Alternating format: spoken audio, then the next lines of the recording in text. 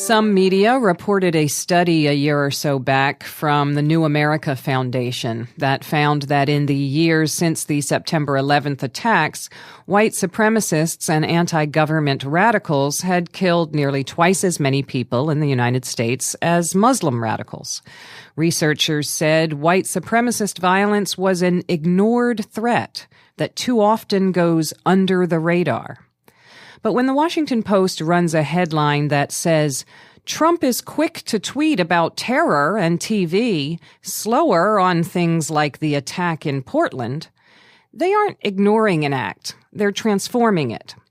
Terror is something with social significance that requires a social response.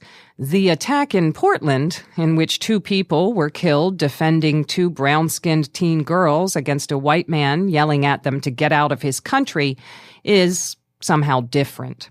It's tiresome to continue noting media double standards, how a white person who kills and attributes it to racial hatred becomes a troubled individual. We wait for police to determine what really provoked the crime, while a Muslim attacker goes straight to page 1 as the face of evil, emblematic of a danger greater than themselves. U.S. corporate media resist saying people like Jeremy Joseph Christian are part of something larger, beyond themselves, because that has implications. But he is. So what are they? Heidi Beirich is the leader of the Intelligence Project at the Southern Poverty Law Center. She joins us now by phone from Georgia. Welcome back to CounterSpin, Heidi Beirich. Thanks for having me. Well, the last time we had you on, we talked about how when then-candidate Donald Trump was slow to disavow the Ku Klux Klan, media called it a stumble, as though Trump had misspoken or was confused about the existence of white supremacy and its role in campaigns like his own. Now Donald Trump is president, and Southern Poverty Law Center, I understand, tracked some 900 attacks in his first 10 days in office. Well, no one thinks Trump invented right-wing extremism, but are we seeing maybe a new strain of an old disease? Yeah, I don't think there's any question but that we are seeing a new strain of an old disease, and it was encouraged certainly by the Trump campaign and the hate incidents that broke out. You know, there's almost 900 of them, like you said, right after the election, was the result of the rhetoric in the campaign. I don't think anybody nowadays thinks that you can simply bash a population like Mexicans, as Trump did, or Muslims, and not get a result that ends up in violence in some cases. And so that's the situation we find ourselves in. And we have revitalized white supremacist groups, white supremacist thinking in the mainstream. It's really been a horrible turn of events that's occurred over the last 16 months. Well, I know that you are not in the business of quantifying who is more violent than whom. That's kind of a mug's game and more a deflection from a conversation than anything. But you have suggested that white supremacy is an unusually combustible mental framework. What do you mean by that?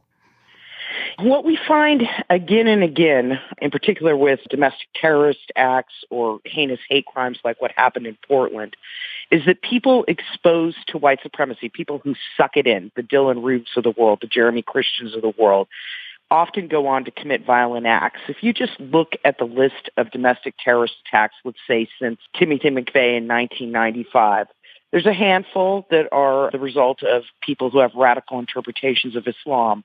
But the bulk of the incidents involve people who have come to view whites as superior and who view this country as essentially undergoing a race war, and they make these violent acts, they do these things in their minds to save the country, in particular for white people. It's a very insidious mode of thinking that justifies things like genocide, ethnic cleansing. And so it's not surprising that we would get violence out of people who come to believe in these ideas. Well, if media were really concerned about domestic terror attacks per se, it seems that we would hear the name you just mentioned, Tim McVeigh, that we'd be hearing that night and noon, wouldn't we? Because, in fact, that attack was back in 1995, but Tim McVeigh is still sort of a figure in some of these circles. Yeah, I mean, look, Jeremy Christian had a poem or a tribute to McVeigh on his Facebook page, the Cell of Neo-Nazis. which ended up with internecine battles and 2 men killed, that was in Tampa a week and a half ago, they had a picture of McVeigh in their office. And people seem to have forgotten, some sort of amnesia after the 9/11 attacks, which of course were horrific. But up to that point, McVeigh's bombing in Oklahoma City was the largest loss of life ever in a domestic terrorist incident. Some 180 plus people were killed, including children. And after 9/11, it was as though this type of terrorism, of course, it continued to occur, but it was though it didn't matter, right? All the focus was on the Muslim community, on radical interpretations of Islam, and there was just a reluctance to understand that terrorism comes in more than one form.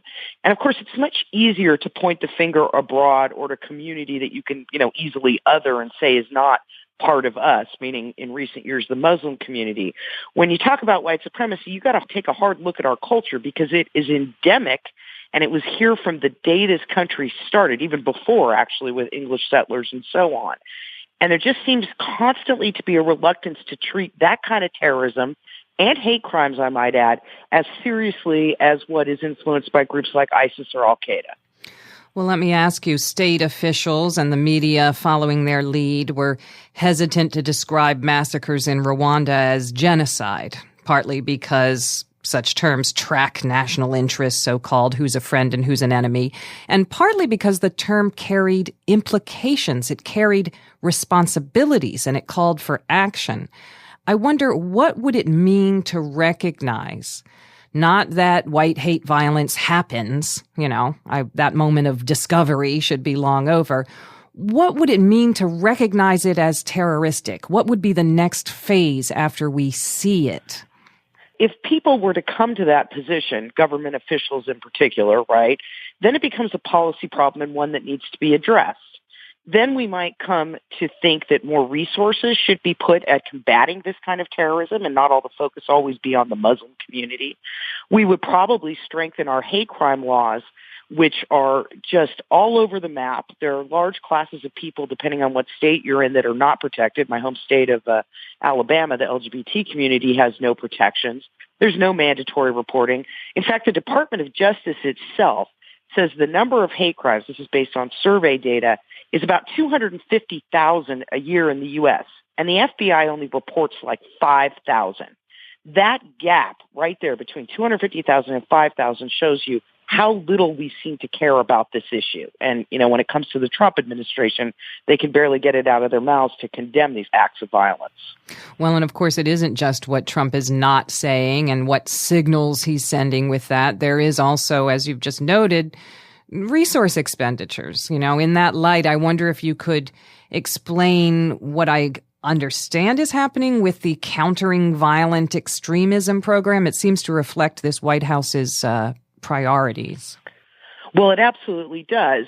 In the latter years of the Obama administration, they changed Countering Violent Extremism programs, which are basically, a lot of it's like school counseling, children's programs, things that can help keep people from falling into the hands of extremists. Mm-hmm. And they changed these programs to not just focus on the Muslim community, but to also support groups that were trying to get people out of white supremacy. So there were a bunch of grants awarded late in the Obama administration to do this work. The checks hadn't been signed.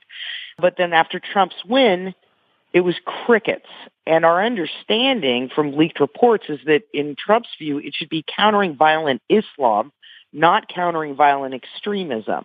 And it shows once again the Trump administration doesn't seem to care about hate crimes against people of color, but they also seem to ridiculously think that terrorism can't have a white face, right? That it's all coming from ISIS and whatnot. And it's just false.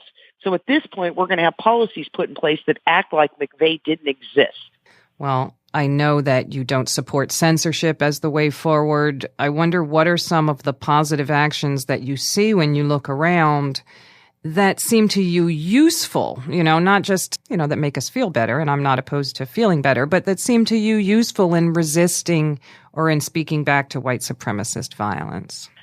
Sure. Well, I think like in Portland, for example, there was a really positive rally with some 600 people that involved an Islamic center there where people in the city said, we do not support this guy, right, and the kind of hate violence we've just seen.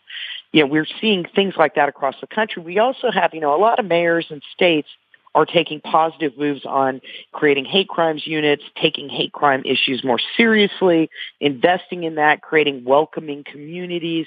These things are really, really important. And although the Trump administration might not care about this, down the road somebody will. And so that's sort of the best of America.